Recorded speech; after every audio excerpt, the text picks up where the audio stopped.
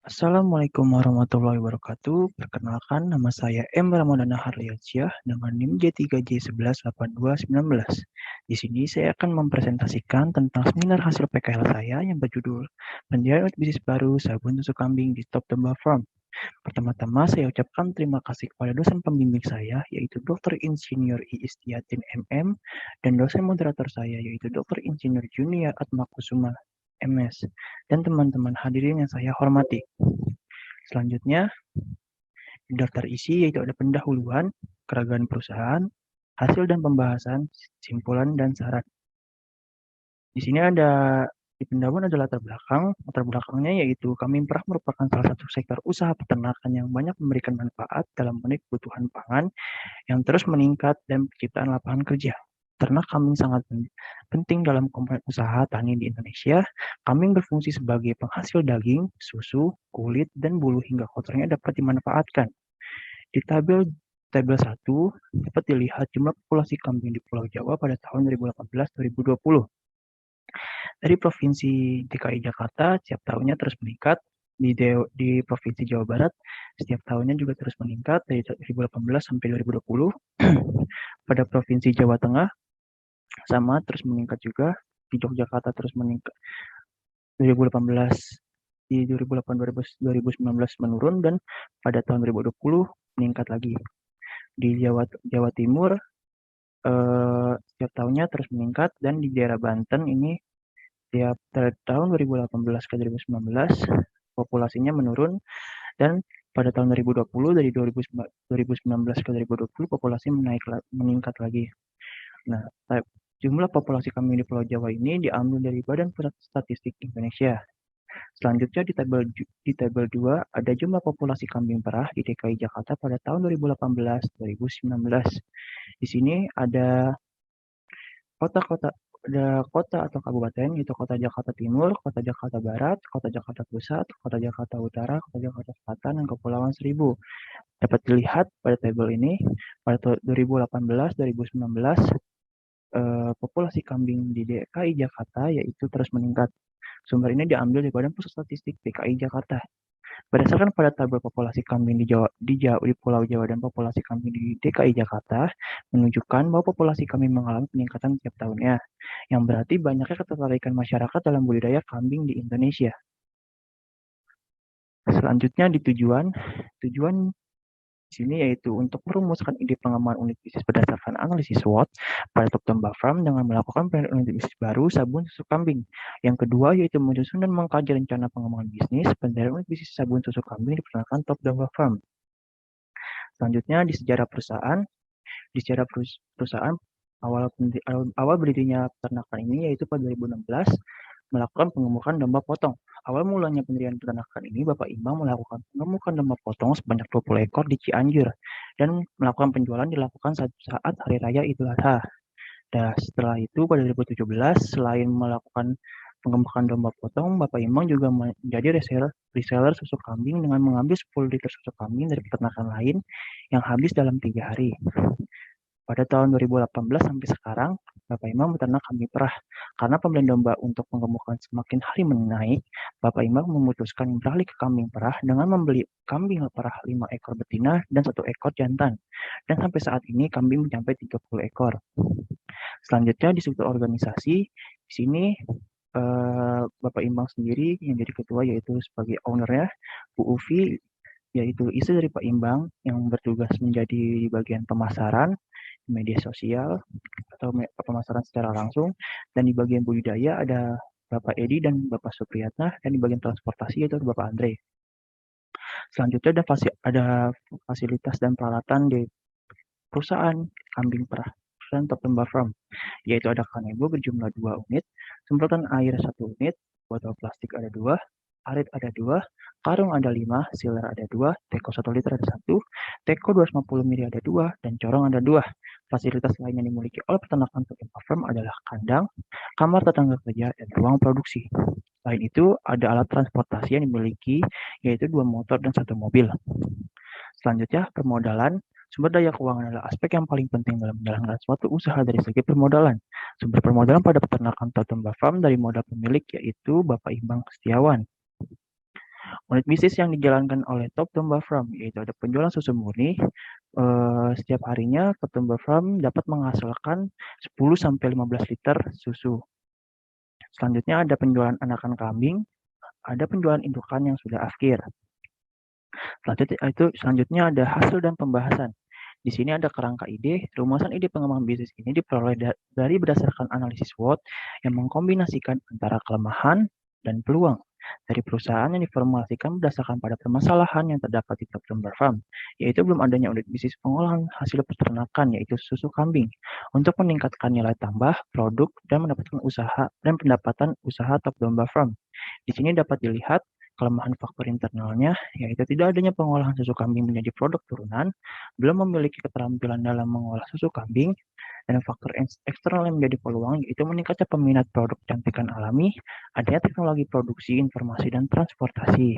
Nah, ide pengembangan bisnis ini yaitu pendirian unit bisnis sabun susu kambing berdasarkan analisis non-finansial dan finansial.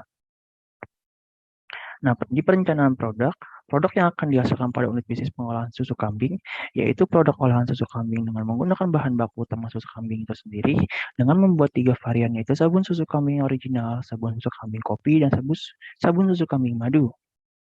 Di perencanaan produksi pada tahun ke-1, pada tahun pertama perusahaan ini akan memproduksi sabun yang dimulai pada bulan kedua dengan total produksi 11 bulan. Kenapa dimulai dari mulai bulan kedua, karena bulan pertama pada tahun ke-1 akan dilakukan perencanaan produksi. Nah, pada tahun pertama kita dapat menghasilkan dari 3 varian sabun susu kambing itu yaitu 26.400 piece per tahunnya. Pada tahun kedua sampai kelima kita akan memproduksi produksi sabun susu kambing pada bulan pertama dan total produksinya yaitu 12 bulan. Dan kita akan menghasilkan dari 3 varian tersebut yaitu 28.800 piece. Selanjutnya di segmentasi di perencanaan pemasaran. Di segmentasi demografi kita produk susu kambing ini untuk laki-laki dan perempuan yang memiliki range umur 15 sampai 50 tahun. Di bagian segmentasi geografi, produk susu kambing ini akan dipasarkan di daerah Jabodetabek pertama dan tidak tutup kemungkinan untuk dipasarkan di seluruh pulau Indonesia. Dan di bagian segmentasi psikografi, produk susu kambing ini untuk masyarakat yang menyukai gaya hidup sehat dan kebersihan. Selanjutnya di segmentasi perilaku, produk sabun susu kambing ini untuk masyarakat yang menggunakan sabun batangan yang menggunakan bahan alami. Targeting dari produk susu kambing ini yaitu susu kambing ini untuk remaja dan orang dewasa yang tinggal di Jabodetabek dengan kelas sosial menengah ke atas yang ingin produk kecantikan untuk merawat tubuh. Dan di positioning, Top Domba Farm menempati posisi sebagai perusahaan penyedia produk inovasi susu kambing, yaitu sabun susu kambing dengan 3 varian, yaitu sabun susu kambing original, sabun susu kambing kopi, dan sabun susu kambing madu, yang dikemas secara menarik dengan harga terjangkau untuk semua kalangan masyarakat. Selanjutnya di 4P, di bagian produk yang dihasilkannya itu sabun susu kambing dengan 3 varian. Sudah dijelaskan tadi, yaitu sabun susu kambing original, sabun susu kambing madu, dan sabun susu kambing kopi. Di bagian harga, sabun susu kambing original dibanderol dengan harga 5.500 dan sabun susu kambing madu dan sabun susu kambing kopi dibanderol dengan harga Rp7.000 per piece. Di bagian tempat ini, peternakan Top Domba Farm akan memasarkan produksi susu kambingnya ke toko herbal, toko dan salon kecantikan dan menjualnya lewat media online. Di bagian promosi, kita akan mempromosi melalui website, media sosial seperti WhatsApp, Instagram, Facebook, dan lain-lain. Selanjutnya di perencanaan organisasi, manajemen, dan sumber daya manusia, pada ide pengembangan bisnis ini, pengolahan sabun susu kambing memiliki beberapa bagian, seperti 1 orang kepala unit bisnis sabun susu kambing, 1 orang divisi administrasi dan keuangan, 1 orang divisi pemasaran, 2 orang divisi produksi, dan 1 orang untuk bagian pengiriman barang atau bagian distribusi. Selanjutnya di perencanaan kolaborasi, di bagian kolaborasi ini, yaitu melakukan untuk pengadaan input bahan baku dan pemasaran produk. Di bagian input, kita bekerjasama dengan pemasok bahan baku untuk menjaga kestabilan produksi sabun susu. Dan di bagian pemasaran kita bekerjasama konsinyasi dan titip jual kepada partner bisnis kita agar mempermudah dalam mendistribusikan produk yang dibuat.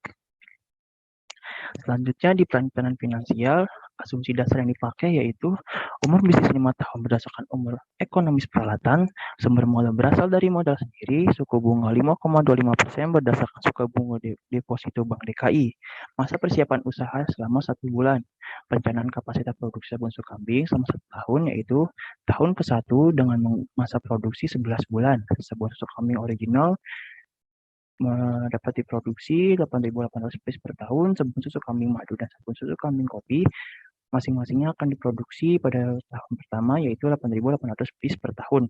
Dan pada tahun kedua sampai kelima dengan masa produksi 12 bulan, sabun susu kambing original, sabun susu kambing madu, sabun susu kambing kopi masing-masingnya akan diproduksi 9.600 piece per tahunnya.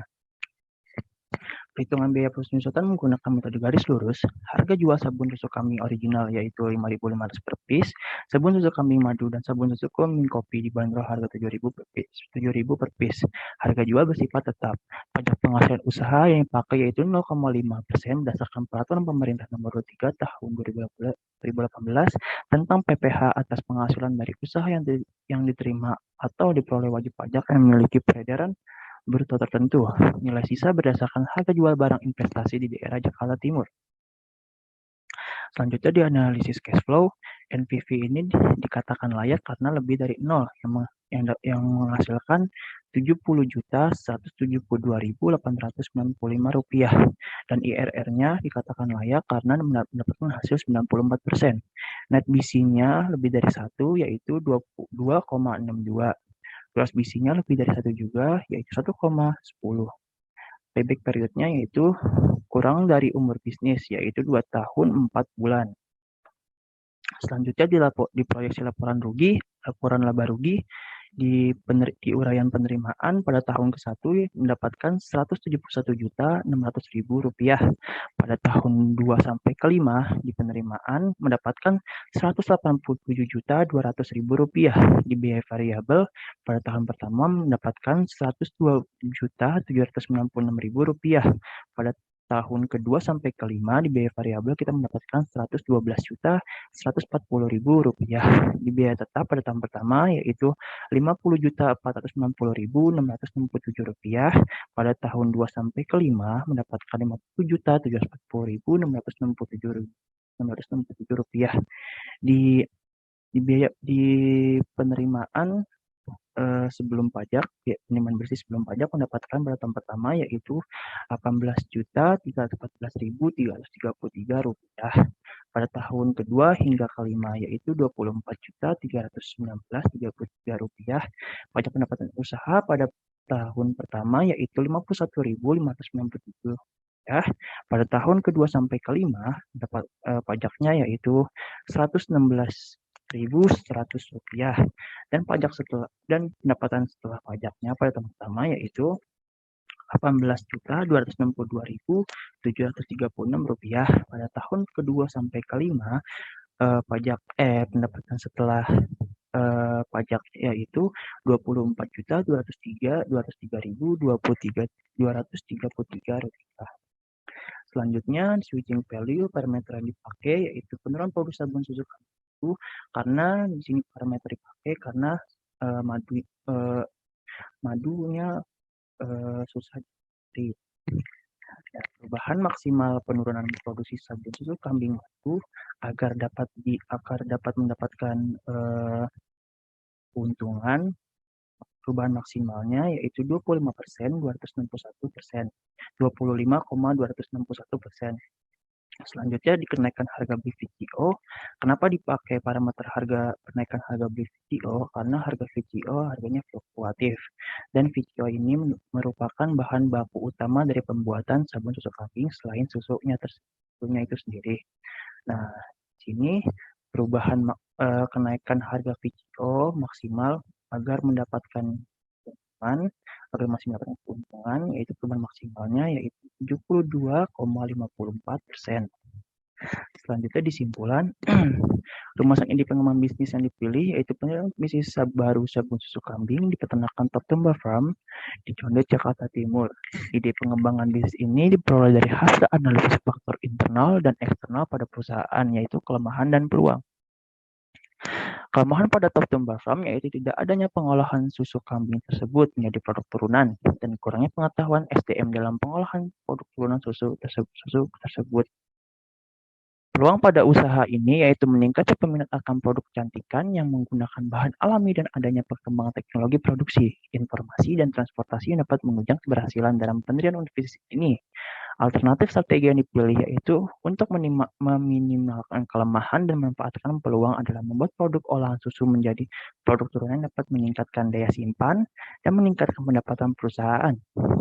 Selanjutnya, yang kedua disimpulan yaitu berdasarkan hasil analisis bisnis plan, melalui studi kelayakan usaha, aspek finansial dan non-finansial, pendirian unit bisnis sabun susu kambing layak untuk dijalankan karena dari perhitungan kriteria investasi, NPV yang didapatkan lebih dari sama dengan 0 dengan hasil sebesar Rp70.172.895 dan IRR lebih dari suku bunga yaitu 94%, net BC-nya lebih besar sama dengan yaitu 2,62,